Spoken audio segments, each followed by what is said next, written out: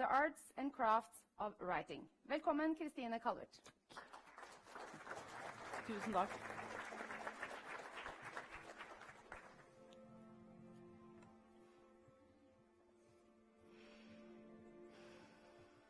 It's after lunch. Tusen takk. The arts and crafts. Oh yeah, I just forgot. Oh, I'm speaking English. Yeah, that's right. Yeah. What? Keep going. Yeah, thanks. You know, they said yesterday, we met yesterday, and they said, well, don't speak English for us. And I said, I'm speaking English for me. Don't worry. So this is called the Arts and Crafts of Writing, but it's not really called the Arts and Crafts of Writing. What I wanted to call this speech, or whatever you want to call it, is the Arts and Crafts and Pain in the Ass of Writing. But they didn't really want to put that on the web, and I can sort of understand that. So what I'm going to talk with you about today is the writing process itself, because Michael said that writing is easy, but that's not what I experienced. I was a global web manager for DNV for several years, and I actually thought it was hard to get people to write and to send stuff in, and to send stuff to me that was so good quality that I could publish it. So I usually had to rewrite a lot of things. So hopefully, well, like Joe said at the start, if you have 1 or 2 or 3 takeaways that work for you, that makes me really happy. Another thing I have to say is that I would prefer no questions afterwards, because I want to sort of end on a high note. And if you want to ask me any questions in the break, I'll be here all day. I'll answer all sorts of questions. And also, my hearing is really bad, so if you ask me something, I probably won't hear it anyway. Okay, this is me. I'm a blues singer. And as you probably know, blues is the exact opposite of content marketing. Why? Because blues is about, I don't get enough sex, or I want more to drink. So it's all about me in blues. And so this is why it's fun for me to talk about content marketing, which is the exact opposite. So my name's Chrstine Calvert. I grew up in the States, but I moved to Norway when I was 11. Norway's eneste tekstdoktor. I work at Westerdals, as you said, and I've written these 2 books, Skriv så det selger and Skriv for nettet kort og godt. And Skriv så det selger has just come in a new edition, which looks like this. But the thing is that it was printed, it was all ready, the whole edition was ready, and if you can sort of imagine that this is a jacket, the jacket's too small. So actually the whole edition was printed with a too small jacket, which means that my publishing company, Universitetsforlaget, they can't sell it, but I'm allowed to give it away. So during this speech, it's after lunch, you can't sit and just feel full and relaxed, because I'm going to have a competition, which 5 of you are going to win. So 5 of you will win this very limited edition book, because the rest are getting destroyed. So 5 of the smartest of you will win the book. Well, actually, probably more than 5 of you are really smart, so we're going to have to do sort of a draw. So, but I'll get back to the competition. I'll tell you now the competition starts. I'll tell you exactly what to do. English speakers can't join. Well, they can if they want to, but it's in Norwegian. So let's start off. I love content.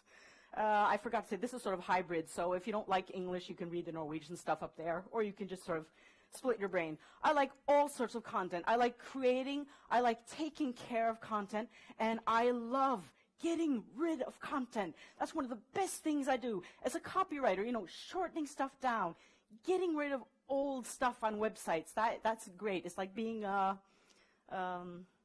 can't remember the Norwegian word. It's like being a person. Text, photos, infographics, video, podcasts, music files, illustrations, even links are something that you have to take care of and make sure that they work in the right way. So now, also this other thing is I love being able to speak Norwegian.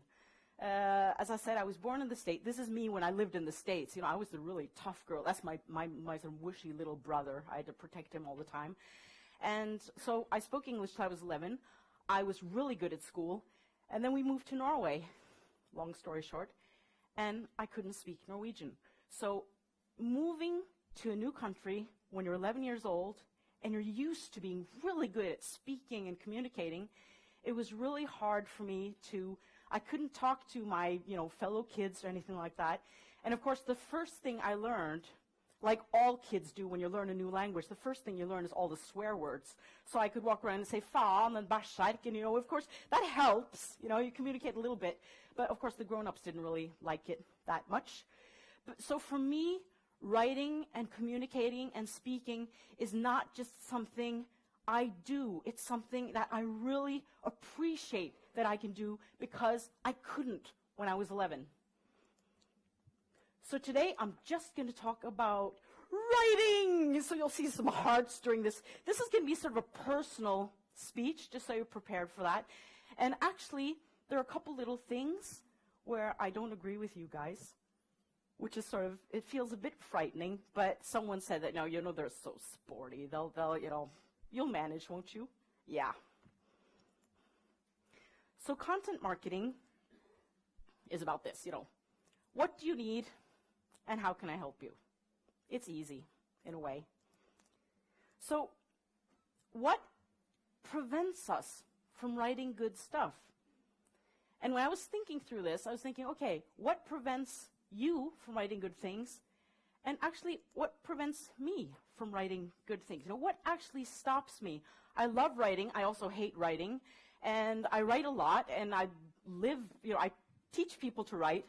But sometimes there are just things that make it really hard to create the content we want to create.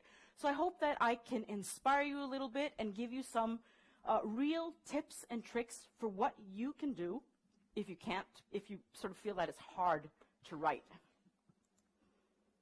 So first thing is, when I can't write, is I'm not always sure of what I want to say. I think I have this idea, but do I really know what I want to say? It could be anything. It could be learn to blog, or this is what programmatic buying is, or something about content marketing. But this is just something that I experience as a copywriter. If I don't know exactly what I want to say, I can't write. And there are also other things that prevent me from writing that I'm going to tell you about. So I have to find, I know this is sort of old-fashioned, but I love unique selling proposition. For me, it helps me to write because I have to think of, in this piece blog, or in this book, or in this page, or in this tweet, or in this Facebook, whatever you call it, post, what is the one important thing I want people to remember? What's the one important thing I have to say? So bang, look at these. These are great USPs. Epic Content Marketing. I remember when I got the book and I read the book and I love it. For me, this is just, it sort of tells me a lot. Your go-to guide to creating ridiculously good content. That's Anne Handley's book, and she's speaking tomorrow. The content formula also works for me. And you can't imagine how many book titles that exist that don't tell me. They don't tell me what this book is about. So these are USPs that work well for me. Also some Norwegian examples. Hvordan gå ut av huset uten å... Nei, hvordan ta over verden uten å gå ut av huset. This is Ida Jackson's book on social media marketing. And then I also have this favorite book that I have to show you. Can you imagine a whole book about commas? Oh, you can, if you know me, you know this goes straight to my heart. A whole book about commas is wonderful. I can read about commas for days. So for me, that's enough. That's a USP that actually, so I bought the book and I read it and I love it. Okay, so writing is thinking, and I actually think that if you can't really find out what you're thinking about, write stuff and think, and it's sort of like a process that goes on in our brains. And whenever I'm trying to learn something new or I'm listening to people, I have to write all the time because that helps me process things in my brain. So remember, all the first drafts anyone write are horrible. And actually, Anne Handley, who's talking tomorrow, she calls it the ugly first draft. The ugly first draft. And this is something that makes it really difficult for us to write. And this happens to me every time. Luckily, I know it's going to happen. I write a draft, and it's awful. And I think, why didn't I become a bus driver instead of doing this all the time? And it looks terrible. And it's just something we have to live by. I don't think any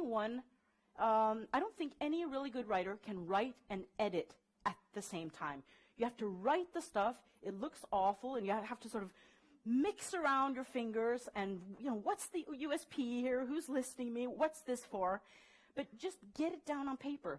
Because one of the best feelings in the world is you write something really crappy. I'm sorry I use the C word, but it's crappy. And you wake up the day after, and you turn on your PC on your Mac, and there are words there. And it feels great. And I can just start doing something with it. And the worst feeling in the world, of course, is you open up your PC and nothing's there. And it's all white. And you have a deadline in 4 hours. And that makes you feel terrible. So just write things. It can be bad. It can be all sorts of things. You can just put in links, whatever you like. But just get it down. That's the hardest part. And when you've done that, you're on your way to writing a good text. Every sentence has to do a job. So after you've sort of put your writing down, think, okay, what job is my title? My title has one job. It's to make a person open a book or open an email or read the next sentence. But the title, as you said, is the most important thing you're going to write.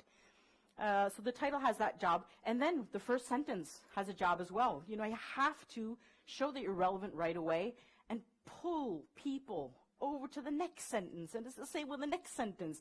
Pull people through. And then, of course, we have to remember that when people read on the web, we like them to read everything, the first sentence, the second sentence, third sentence. And it doesn't work like that. Scanning and skimming. We sort of look all over the place. I'm going to talk a tiny bit about that later. But the easier a text is to read, the more sannsynlig, whatever that's called, is the more probable that we're gonna read it. I'm just gonna put in Norwegian words when I can't think of English words. I think that'll work for you anyway. Yeah, he's nodding and good. So we have to remember how people read on the web. So there are two ways to start your writing. These are two concrete tips. The first way, which I usually don't do, is to write an outline. I just finished my master's thesis. I've been studying now for 5 years. Finished my master's, and the first thing, I wrote a master's on an oppgave, a project master thing, on first impressions. So it looked like this, and it took a couple of weeks. That's okay. There you go. It took a couple of weeks to write this, because I couldn't start writing until I knew exactly, body language, ethnicity, whatever you call it, socialect, dialect, setningslengde, all these things that build up a first impression. I had to read a lot of research, and I went back, and I looked at my outline, I went back, how people smell. There's a lot of research on how people smell. There's a lot of research on what happens if you have piercing, all sorts of stuff like that. So this is my reference list. And I just wanted to show you, just as a little after thing, one reference, which I think is really interesting. It's this one. Unattractive, promiscuous, and heavy drinkers. Perception of women with tattoos.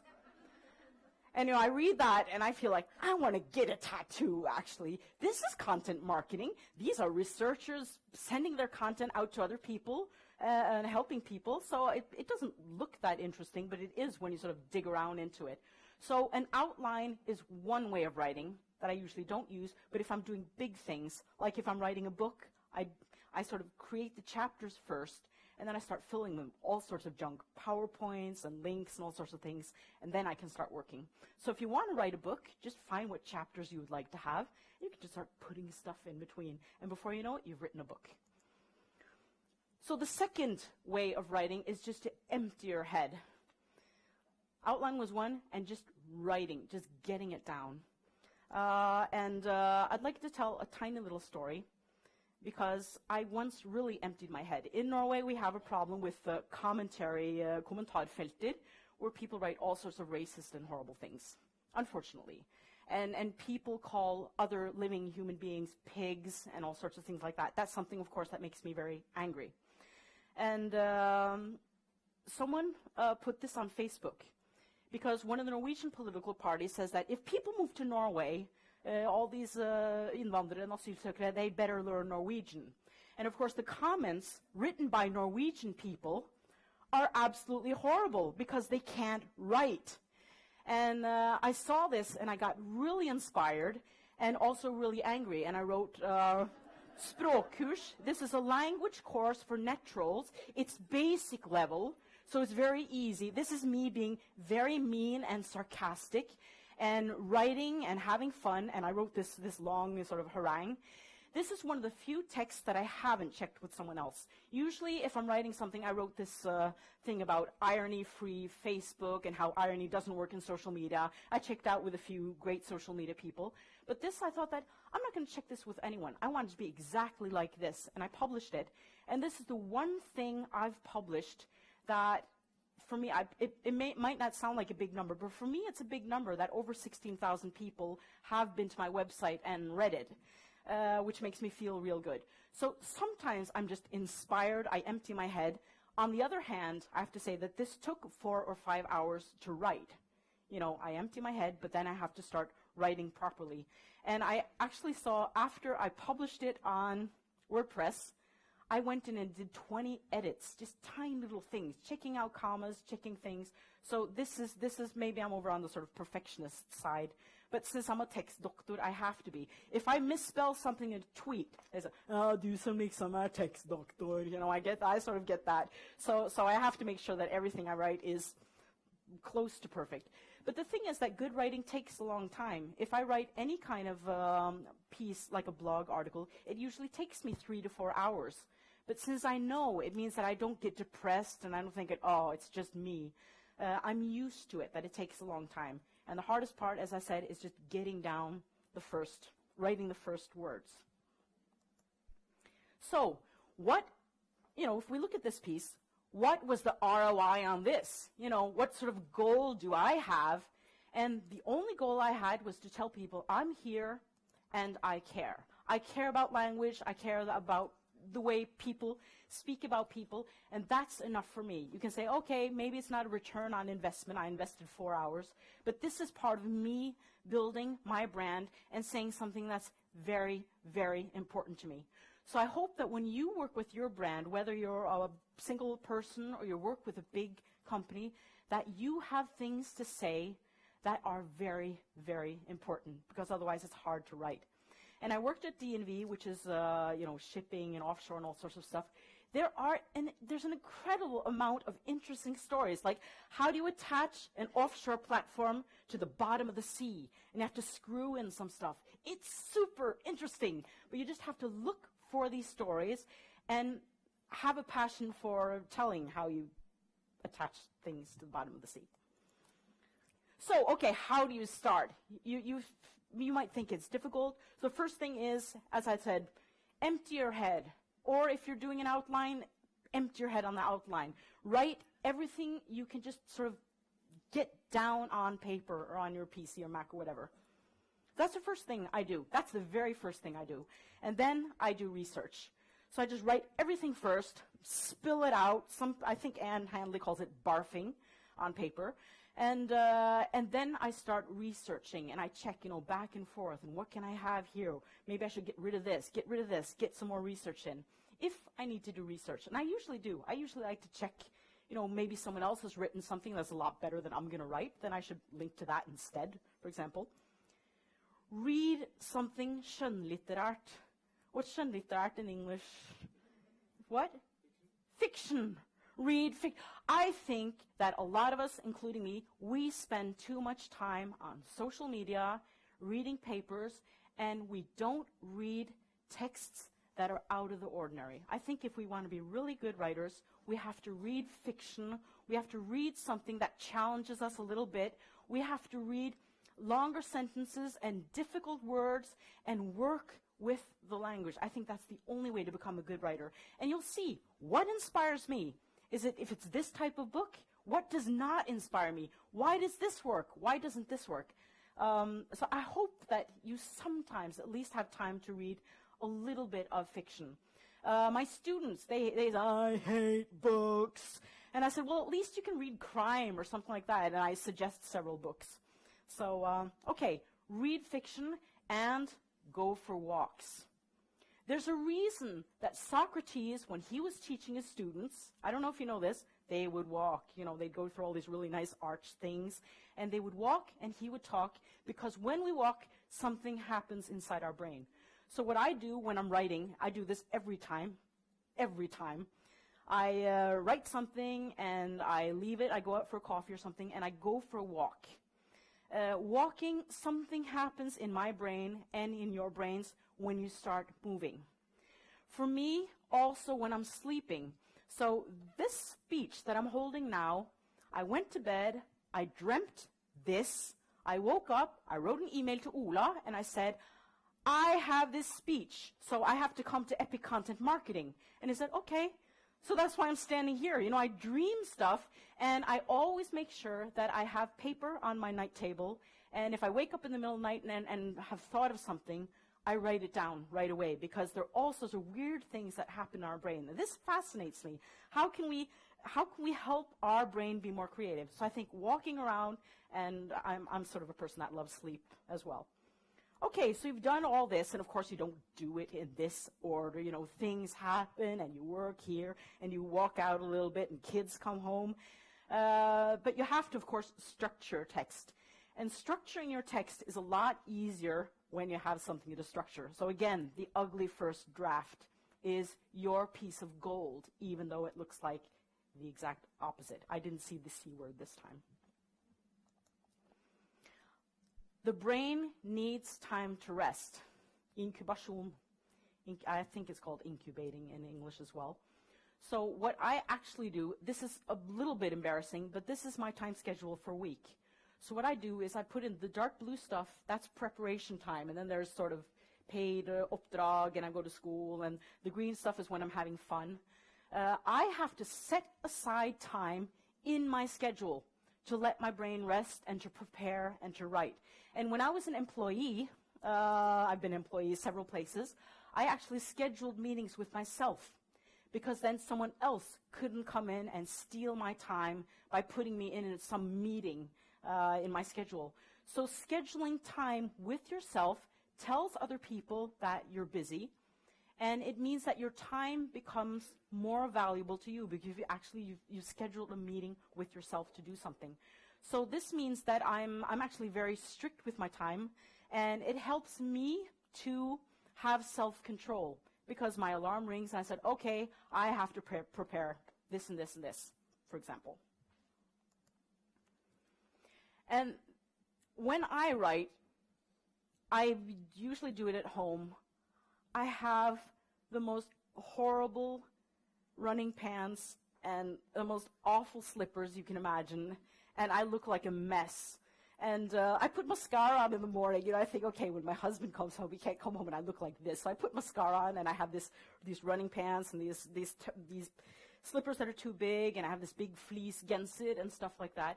But the funny thing about it is that when my boys get home, you know, my big boys, and they see that I'm wearing this awful joggebukse, they just sort of shy away because they, okay, mommy's working, we can't talk to her now. So I get to sort of be by myself even though they're at home. They know that I'm working because I sort of look sort of like a takeras, which works, takeras. That doesn't work in English, but it's sort of like everything is falling off the roof. So one thing is, do I know what I'm going to say? Do I really know who I'm talking to? If I don't have one person that I'm talking to, I can't write. And this has happened to me several times. I'm sitting and I'm writing a blog article, for example, and I just can't do it. And I get irritated. And I'm supposed to be a tekstforfatter. Why can't I write? And then, you know, I keep meeting myself in the door, we call it Norwegian, all the time because I haven't seen one person. So I have a little story about that as well, because I was going to speak for one of the biggest hospitals in the East Coast and about e-learning. And of course, I went through their website. I always go through their website and I prepare and I just want to get to know them before I get there. And I found a text that is one of the most disrespectful, dehumanizing texts you can find for a hospital. And it's about waiting times. It's about when you have to wait before you get into the hospital. So this is a text. I'm going to read it in Norwegian, but I think you'll hear in English that it stinks. Forklaring ventetider. Forventet ventetid uttrykker behandlingsstedenes skjønnsmessig vurdering av hvor lang tid de lavest prioriterte pasientene maksimalt kommer til å vente på utredning, behandling eller innleggelse. Ventetiden oppgis, står ikke hvem som oppgir det, i antall uker. At pasienter høyt eller lavt prioritert betyr at sykehus har vurdert hvor raskt pasienten trenger undersøkelse eller behandling. Pasientene som alvorlig syke stiller først i køen. Didn't that sound horrible? You know, you don't feel like a person when you read something like that. And of course, the most important thing is at the bottom. There is a reason that we have to, hospitals are free in Norway, but it means that we sometimes have to wait. And let's say that my aunt hurt her hip really bad. She's in pain. She can't get into the hospital, and I wonder why. And I go and check out these ventetider. So I said to the hospital, if you were writing to a real person, you would never write something like that. So this is who I would write this to. This is my father. He has cancer. It's the second time now. He's an intelligent man. He has a hearing aid, which I probably should have. And his Norwegian is awful. We've lived in Norway for 40 years, and he still can't speak Norwegian very well. So for him to understand forventet ventetid uttrykker behandlingssceners skjønnsmessig vurdering is impossible. He can't read it. The words are too long. It's too difficult, and he doesn't feel like a person. So I said to the hospital, if you had, and actually they were shocked. I showed this picture, and I sort of saw them sort of look like this, and I said, he is the person you're writing to. So if you write to him, you can't write that. You have to write it differently. So I changed it. I said, this is what I would write if I was writing to my father. Now, it should have been in English, of course, and I can't do that. Hvorfor det ventetider? Why do we have to wait? That's what we're wondering about. Pasienter som alvorlig syke stiller først i køen. I took that from the bottom, put up to the top. Derfor kan det hende at du må vente på utredning, behandling eller innleggelse. I så fall får du beskjed fra oss om hvor mange uker du må vente. For me, I know this isn't content marketing, it's web content, but for me, this says so much about how much better a text can become if you can imagine one person. Sometimes you can use a real live person, or you can just, I've also written for personas that we just hang up on the wall. I wrote a whole website to 2 drawings. That worked for me as well, but I prefer having one person that I imagine. So also when I wrote this speech, I imagine one person, listening to me. So I hope that you see that this is important. It might not work out for you, but I think it works out for a lot of people just to imagine one person. And both my books are written for one person, and his name is Lars. And he exists. So who are you actually writing for? I was a writing coach. Sometimes I get asked, can you please help us? And this question was, there was this one guy and in a big organization, and he wrote memos, 20-page long memos. And he was really smart, and he had lots of knowledge, but no one could plow through 20-page memos. They go right in the drawer. And so they asked me, can you please see if you can coach him a little bit? Even if he gets down to just 10 pages, that would help. And so I asked him, we discussed, and he was a very smart guy, older guy. And I said, but who are you writing for? When you write, who do you imagine? And you might guess what he answered. I write for myself. And of course, no one reads it if he sits and writes 20-page memos for himself. So, which is also the exact opposite of content marketing. So here comes some ranting and raving. Leads. I hate this word. I know that it's a smart thing to say leads and prospects. I know HubSpot says that leads and prospects are, but for me, leads are not people. Are you doing okay? Is that okay that I'm saying that? Yeah. Oh, you agree? Okay. I thought one of you used the leads word, the L word. He did. Yeah. I know that there are faguttrykk, and I recognize that, and I still think that if you think of real, live people like me or my father or someone else as leads, I don't think your text is going to be as good. And I notice every single time, I opt in on all sorts of things, and I opt out a lot. I see how people communicate with me, and if I get this feeling that I'm someone's lead, I'm someone that someone wants to earn money on, I opt right out. So it has to do with the feeling. So if you think of people as leads and prospects, you're going to write to us like we're leads and prospects, and your text isn't going to be as effective, and that's not good content marketing. Okay, I know what I'm going to say. I know who I'm talking to. But how should I talk to a person? What kind of tone of voice should I use when I'm talking to someone? Now, to start with, language has to be correct. This is sort of my thing. This is my favorite forside på A-magasinet. I see some of you have read this. This was from 2008, and I loved it. And I showed it to my students, and my students thought that it was me who had done this and put a pen on and took a picture of it. And I have to tell this tiny little story, and I might have to tell it in Norwegian. I'll see how far I get.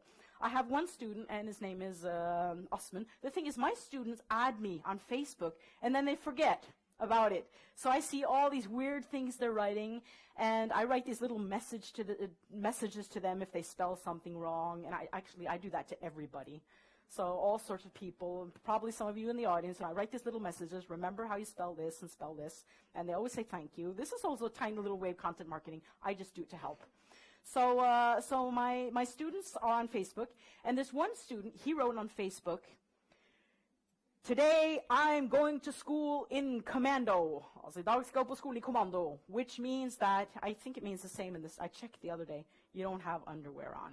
And I thought, well, I'm his female teacher. I don't really need to know this to do my job. And I thought, I have to comment on this. I can't just write I have to comment. I said, Osman, honestly, commando is spelled with 2 M's. And I got 70 likes right away. And he didn't come to school. This is me. This is me laughing at people who don't know commas either. Rachel Ray finds inspiration in cooking her family and her dogs. So I collect, you know, poor family and dog. I love stuff like this. I collect it, and for me, they're really good examples of what happens if you don't know your grammar, if you don't know your spelling. And some people sometimes say to me, well, what about people who are dyslexic? Don't you care about them? I said, sure, I care.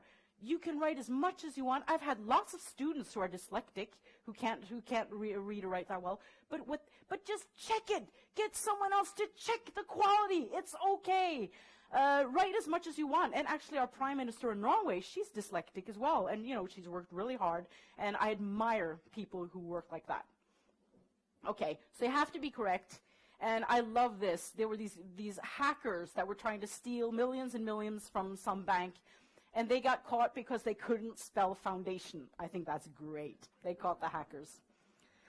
So the tone of voice has to match the person you're talking to. So if you're talking to someone like this, of course, you speak differently than if you're talking to someone like this, which is sort of more me. I'm going to be a pensionist in a few years. Hva fripoliser? Okay. So this is just a little example. And this was for an iced tea producer, Tina, and they wrote, I think this will actually even work in English. So this is a big Norwegian corporation. They had an iced tea Facebook page where the target group probably was somewhere between 13, 14, 15. Hello, folks. Shit, man. Jeg brøt alle tidsfrister og shit I dag, ass. You know, shit is the same in, yeah. Glemte klokka 8, godt jobba people, jeg digger dere og dere digger meg. I morgen blir så episk. That's today, actually, the epic day. Vent og se, teach Tommy, G to Tommy, dere som alltid. And I thought, okay, I understand that I'm not in the target group here. So I asked my son, who was 13 at the time, and I said, you know, look at this cool Facebook page. What do you think? And I looked at the text and said, Mom, that is pathetic. It's like he's trying to talk like he's one of us, and that just doesn't work. So it's always balancing what people expect to read and what they expect from you as a brand. And just a month later, that was November. Just a month later in December, vi har nå kåret 7 vinnere, så alle vinner stor nødrasjon med Tine-iste I posten. Fortsett å sende oss grunner. And I asked my son again, and I think he had forgotten the whole iced tea thing. I said, oh, what do you think of this text? And I looked at it, Nødrasjon, det gøy. So, you know, the tiny little things, you know, taking a word like nødrasjon, which I can't even, the ration, yeah, thing, need ration, I know, sorry, nødrasjon, you get the picture. It was a word he thought was really funny. That sort of hit him here. Even though it was more like a grown-up writing, he preferred that. I have to show you something that really charmed me, because the thing is that every single touch point we have with not a lead, but a person, is an opportunity, a possibility to interact with them. And I said, I opt in on a lot of e-news mail letters, but I also opt out a lot. And I was going to opt out on this, and this is what I got. We miss you already. Parting is such sweet sorrow. Per your request, we have removed your email address from our list. We're sorry to see you go. Didn't mean to unsubscribe. Quit playing games with our heart. And resubscribe below. And my favorite is this button. Take us back. And I love that. You know, when you're suddenly showing a human face on a tiny little, it can even be a bill you get or anything. Everything that shows us that we as brands are human people speaking to other humans, we love that. And I think this is totally charming, and I usually get asked, well, did you take them back? And I can't remember. So I'm sorry about that. But this is something I think is really good. What stories can you tell? And I'm not going to talk a lot about storytelling because many of the other speakers are, but I have to show you this one story. The Norwegian Postal Service, Posten, heard about this guy. This is a guy who has special needs, and they heard about him, and he actually helped the teachers at school deliver mail and stuff like that. So they gave him a red Postal Service bike with a space for packages in front. I think that's really touching. And this is a film, and what he says is that, and it was so nice that everyone at school could see me. That made me feel a little special. And I'm a sucker. I start crying all the time. I think that's really beautiful. And of course we see it's Posten, and it's on the Posten webpage, and we see the bike is like the Posten color, but it moves us in a way, and it's telling stories without Posten bragging about itself, and I love that. So do I know which title? Because I usually write the title last. I write all sorts of things, and then let's say I write an email. Usually I put in the subject line, I write that last because I can't really know. Sometimes I write it first. It depends. So a title's important because what's in it for me? Why should I care? You have to tell me, I'm your customer. You have to tell me why should I even bother opening your email? We all get tons of emails. Why should I open your email? So the title has to be good. There are 3 psychological triggers. This is research. And these 3 triggers are ask a question, create curiosity. I think you said curiosity gap. One of you talked about curiosity gap, which is more like clickbait and stuff like that, or tell a story. And I was sitting in the bus one day, and I was looking at my phone, and suddenly these 3 types of titles showed up in the same order, actually. So at the top is something I'm interested in, is politics, what's going on in Sweden. In the middle, it says, warning, this article will maybe hypnotize you to like curtains. And I'm not very interested in curtains or interior stuff. And then there was a story at the bottom.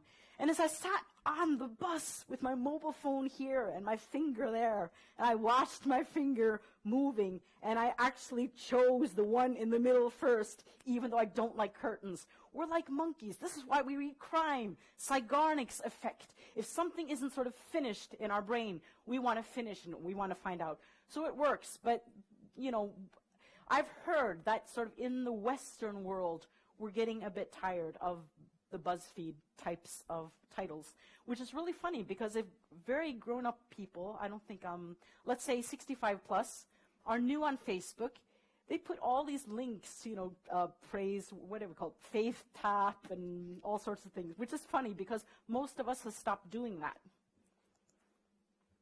This is one of my favorite titles, through all times. Sometimes a wife gets tired of her husband and decides to give him away. Gal mann ønskes gitt bort. So when you read a title like that, there's no way I can read a title like that and not read the rest of an ad. So, I think the text is great as well. Crazy man wants to give away. Mann med gode kvaliteter, men som driver psykisk terror, ønskes gitt bort. Katt og elendig bil, følger med. Passer for deg som ønsker en slabbedask av en mann, ravne rundt hjemme på trygd. Mottaker betaler porto. So you have to pay the postage yourself, but you can get this really attractive man with a horrible car and a cat. And I think this is fascinating. You know, I like to read things like that because I sort of study them and I wonder, what is it? Why does this work? Or why doesn't this work? And also when I read books, if I read a book and I'm in fiction and I get bored, I try to find out, why am I bored? Is the language, are things too slow, too fast? Or if I read a newspaper article or if I read a blog or something, why doesn't this or why does it work for me? And if it's something that's really good, how can I sort of copy that? How can I learn from these texts to become a better writer? An important thing is when you're in the writing process, you know, I said you have the ugly first draft. At the finishing point, you know, it depends where you are. But it's your responsibility to ask for the right feedback. So when I was showing my first draft of my master project oppgave to my professor, I told her, I gave it to her. It was 15 pages. You know, I have to write 15 pages. And I said, this looks really bad. All I want you to do is say, ooh, ah, you're doing well. And she looked at it and said, oh, you're doing well. Let me see a reference list. Because that's what I needed then. If it had been at the end, I would have needed someone who sort of criticized me. But you can't have that in the beginning. So ask for, it's like in a marriage. Ask for what you want, and then you'll get it, instead of hoping that he'll understand what you need. I mean, we women are, sorry. Sometimes we think that men understand. I don't know. We're supposed to understand. You're supposed to understand all sorts of things that you don't always do, because you're just men. So we should tell you what we want, and then we'll all be happy. Okay, what do I love besides writing?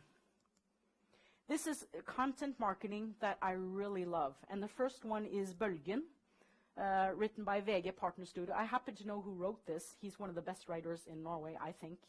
And this is an incredible piece of content that was created for movie. And they got kicked out because they didn't put, sponsored. You don't see that it's sponsored and very well. And I remember thinking, I agree, everything should be marked. You should know what's content marketing, what is journalism. And I read it and I thought, I don't care. This is just great. It was written so well, and lots of people in Norway went to see this movie. I love good podcasts, and I didn't know, I forgot that you were going to be here, but anyway, that's his podcast. And this is Astrid. These are my two favorite podcasts in Norwegian, Sosialt sett and Medapuls. And I know when they're coming. I've sort of learned when they're coming, so I listen to them at work. This is the kind of content I appreciate. Good podcasts. I think a lot of things are going to happen within podcasts in Norway. Yeah, you're welcome. Newsletters that I've opted in on. I love that. This is Norman Nielsen Group. Jacob Nielsen, his stuff always looks not very nice, but really good content, and that's good enough for me. Reading good blogs, I love that. And this is something, I blog for them myself, so I should like it. Otherwise, I should blog somewhere else. And also, I think this is from HubSpot. They have the best ebooks. They have really good ebooks. And I give away my most important asset, which is my name and my email address. And I don't always do that lightly. I have a fake email address that I use if I'm not sure if I can trust them. It's a Hotmail thing. And I use my real email address if I believe that I can trust these people. This is something also I want to show you in case you haven't seen it. This is Netflix. This is content marketing for Orange is the New Black. and it's excellent. Women inmates, why the male model doesn't work. It's about how women, when they get in jail, lose their dignity. You know, they're stripped. Everything is, any hole you can imagine in your body is digged into. And you have to wear uniforms, and they try little things to try to look a little bit more personal. And as you read this, over the past 3 decades, the number of women serving time has increased more than 8-fold. As you read this and you scroll down, I actually usually don't like auto-playing videos. I don't like that on Facebook. But here, these auto videos, or these videos start auto-playing, and you hear stories that just, they move me, and they're important. And this is content marketing. You know, it says brand studio. I couldn't care less that it's content marketing, because it's so good that it gives me something. It makes me a better person. So content marketing like this, we're not always lucky enough to write about things we feel are that important, but this is also excellent. So to sum up, what do you want to say, and why do you want to say it? That's the first thing you have to think of. This is a concrete tip. What do I really want to say? Who are you talking to? What kind of tone of voice can I use to talk to that person in the right way? And remember, I don't want to feel like a lead. I want to feel like a person. Which stories can you tell? Because there are great stories all over the place for any product. Which title will draw your reader into your text? Two extra tips. One thing is, if you're writing something important, if you're writing something, for example, that's going to be printed, read aloud. And I know most people, they don't have time to read aloud, and I tell my students read aloud, and I walk around and I start reading their texts aloud, and they sit like this because they hear that, oh, this doesn't really sound very well. If it doesn't, I worked with an English copywriter who said, if you have to reread it, rewrite it, and he's absolutely right.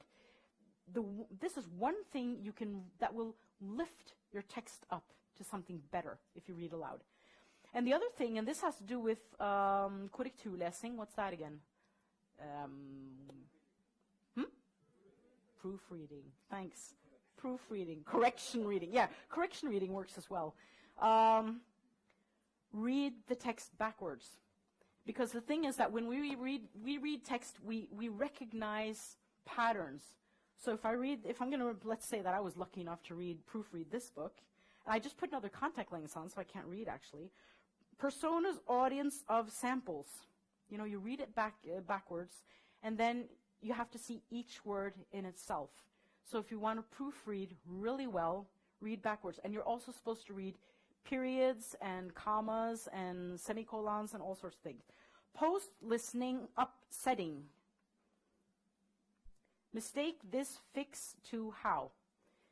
And it's hard and it's boring, and it'll give you extra quality when you proofread your book. And remember to make your stuff readable, legible on the web. There's so many things that look like this. You know, this is what is horrible.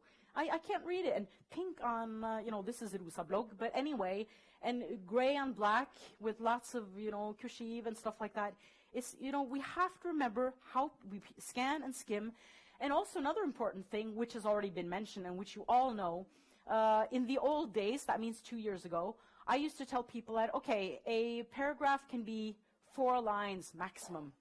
But on a cell phone, 4 lines on a web page fills up the whole cell phone. So you actually have to write shorter and shorter paragraphs. Okay, here comes my second thing. I'm just reminding you that I'm being very personal now, ranting and raving. How often should you publish? And we've already heard we should publish consistently and all that. And I don't quite agree, because I think that we should publish consistently if we publish something that's good. If we just, I actually heard a guy, Norwegian guy, speaking at a place like this, and he said, publish a lot, publish all the time, publish, publish, publish. It's good for Google. And I was thinking, it's not good for me. So what I would say is, yes, be consistent, think like a publisher, but if you can't publish something that's good, I would say skip it a week. I see so many bloggers that write, I'm sorry, I didn't write anything last week, and here I am, guys, and I didn't miss you. You know, I didn't even notice that your blog didn't come. And, you know, I'm glad you're back. That's fine. But for me, it's more important that you give me something of high quality than just sort of spitting out things. So it's hard, and yes, I understand that you should, if you get people used to publishing once a week. But still, if you don't publish that one time, I really won't notice, and oh, they're back, and I'll be happy. I don't know. Do you have any comment on that? He's just agreeing with you. He's being nice. You're also being nice because you're not saying anything. But it's hard. It depends what kind of company you are and all sorts of things. That's why you have an editorial calendar, so you prepare. Yeah, you prepare. Yeah, like my schedule. You prepare. You have an editorial calendar. Then you know that you're going to produce something in 4 days. I usually start 4 days ahead of time because I have to get out my ugly first draft first, and I have to go for walks, and I have to sleep, and then I have to look at it the day after. I put my ugly pants on, and I start writing. So I actually, it's true. I have sort of my own weird editorial calendar, but I set up time ahead of time, so I know that I have a possibility to write well. Okay, now is today's competition. You get to win this limited edition book with a small jacket. 5 of you will win. This is what happens. I'm going to show you a text for 1 minute. You read the text. You don't tell anyone else what you see. If you manage, it's a norsk ordtak. You take out your visiting card, or you have a pen and put on a piece of paper. You put your name on a piece of paper, and you write the correct ordtak. And then 5 of you will win a book. So we'll do a draw afterwards. 5 of you will win. So prepare now. You're going to see the saying, typical Norwegian saying. Write your name. You can do that already. If you want to join, you don't have to join. And 5 of you win the book with the too small jacket.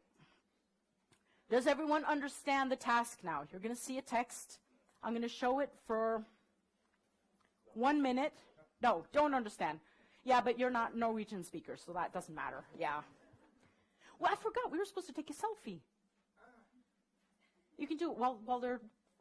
yeah. Okay.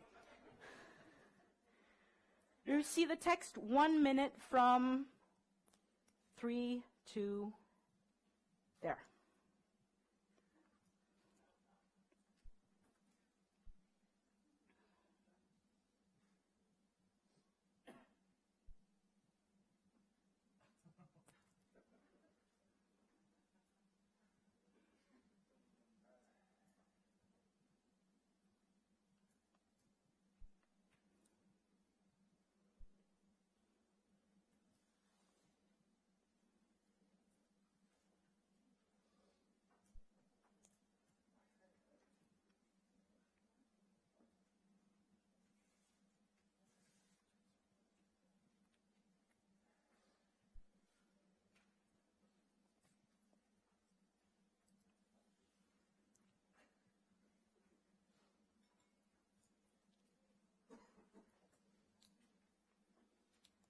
Okay. Did anyone manage? Okay, some people manage. Okay. So I can sign your book afterwards if you want. I'm going to say to the luckiest and smartest deltager på Epic Content Marketing afterwards.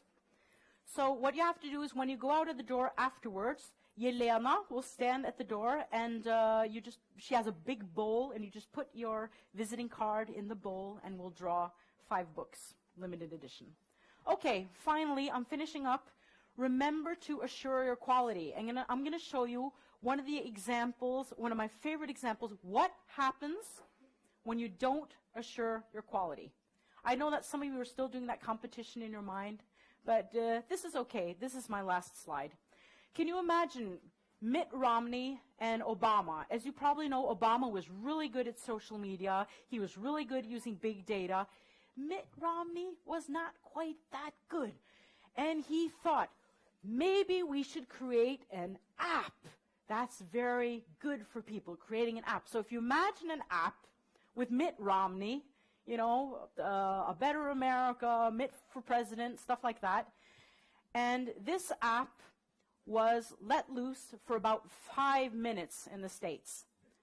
After 5 minutes, they said, oh my God, we have to get rid of this. And they took it down.